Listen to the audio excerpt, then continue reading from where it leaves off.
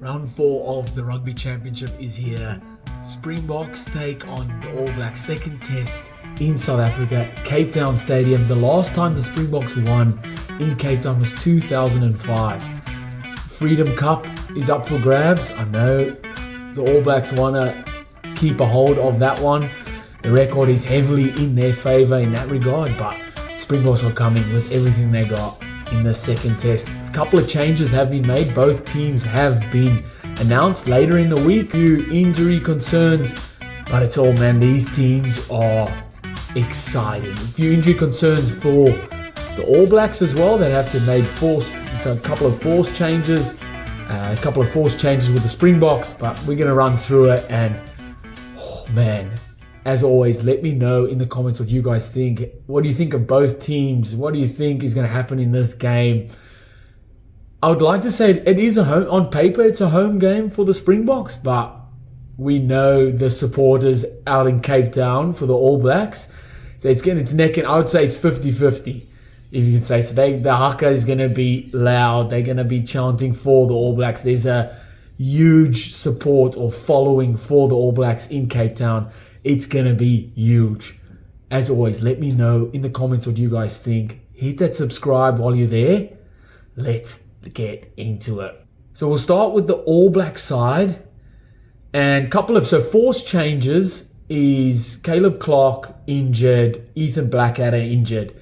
Unfortunate, they were both really good last week. Probably the two of the All Blacks' best. But what it's brought out in the forwards particularly that I'm really looking forward to is Wallace Atiti coming in at 6 and he's playing with Ardie Savea. I said in my predicted All Black squad, they need someone who's a ball carrier, who can run the ball. They had 3 7 flanks playing, so Ethan Blackadder, Sam Cane and Ardie Savea. They're all very much a similar style of player. Well, the point of difference Wallace Atiti brings is his ball carrying ability. You need that against a team like the Springboks. So I'm loving that. I'm loving that dynamic of that 6, 7 and 8 of Satiti, Cane and Ardie Savea. So Kane's bringing you the donkey work in and around the rucks. High work rate, strong tackles, strong defensively. Same Ardie Savea is bringing that, but Ardie Savea brings the ball carrying ability, and then Wallace Atiti out and out X factor with ball in hand. Can run over the top of you, can sidestep you, can hand you off, can play well with the backline as well. His soft skills really good. So I'm really looking forward to that. And then the other couple of jig around. So Cortez Ratima comes in for TJ Perenara. Don't mind that too. Very quick off the deck. And it's also an opportunity for Ratima. Let's see what you can do against the best in the world, or number 1 in the world. He's been waiting around. He's playing off the bench a couple of times. Let's see what you can do to start. And his combination with Damian McKenzie will obviously prove vital. They've played together at the Chiefs. So that'll just be like clockwork for them. And then the back line, Mark Talia comes in. Sevu Reece comes in. Obviously with Caleb Clark being injured, a bit of a jig around there. Bowden Barrett drops to the bench with Will Jordan. Finally, Will Jordan at fullback.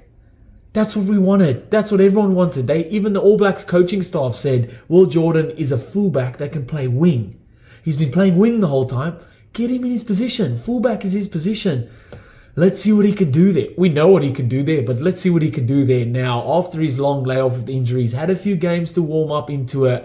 Let's see what he can do against the best. I think the link up between Will Jordan, like Damian McKenzie, Sevu Reece, Talia, it's a very, very exciting backline.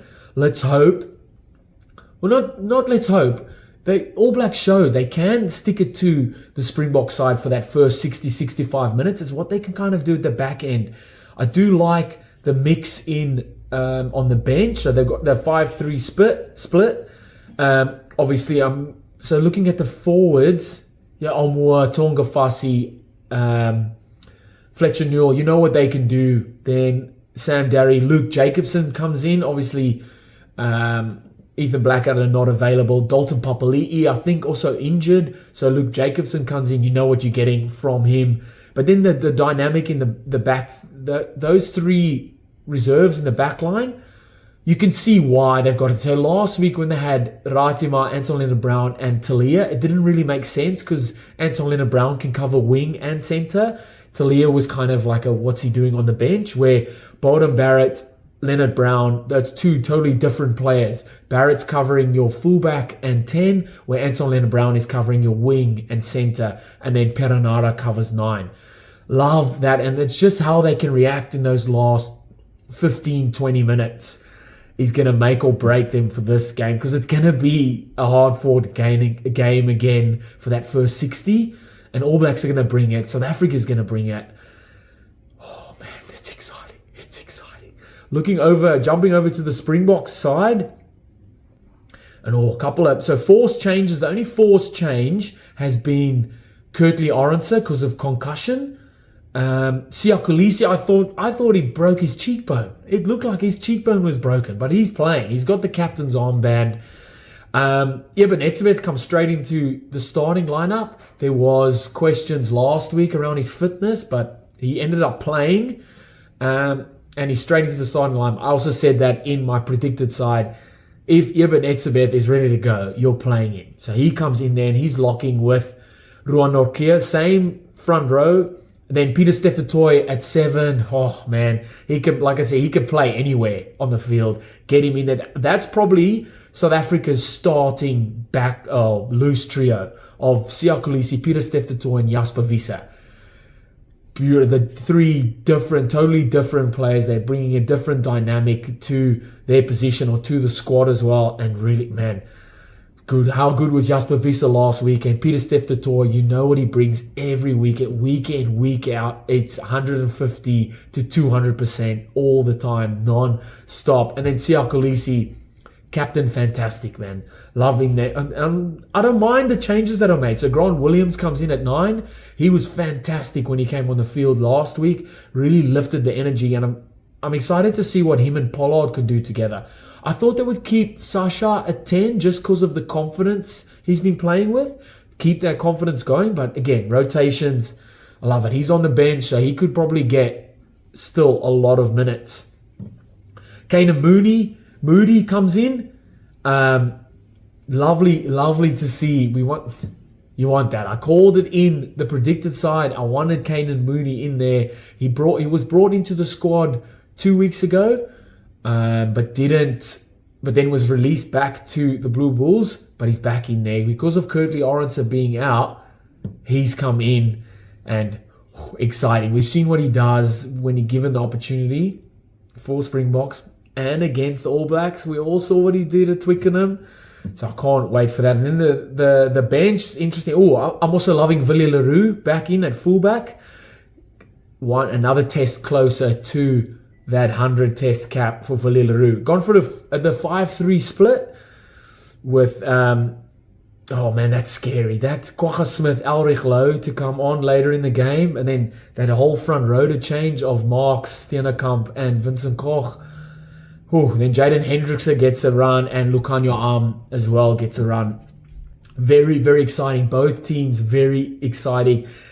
There's a lot in the South African team. There's a lot of guys that would always start in the side, and there's a few guys that have been given opportunity, but it's still a very, very strong side, and it just again shows the depth for the Springboks.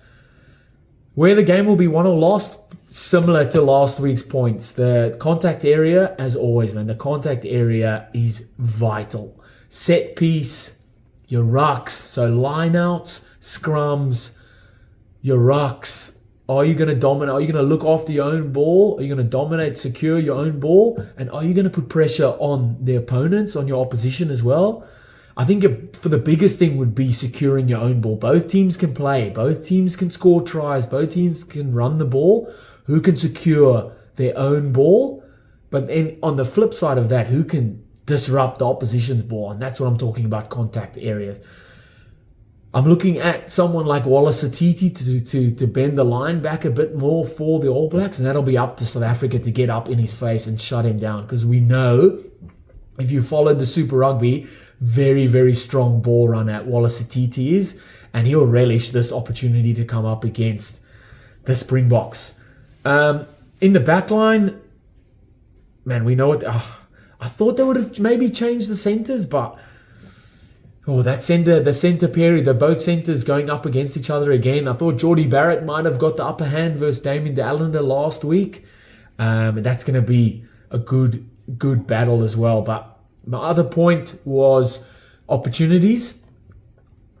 When you get the opportunity to score points, is converting those opportunities into points. You get fine margins in these tough games, these huge battles.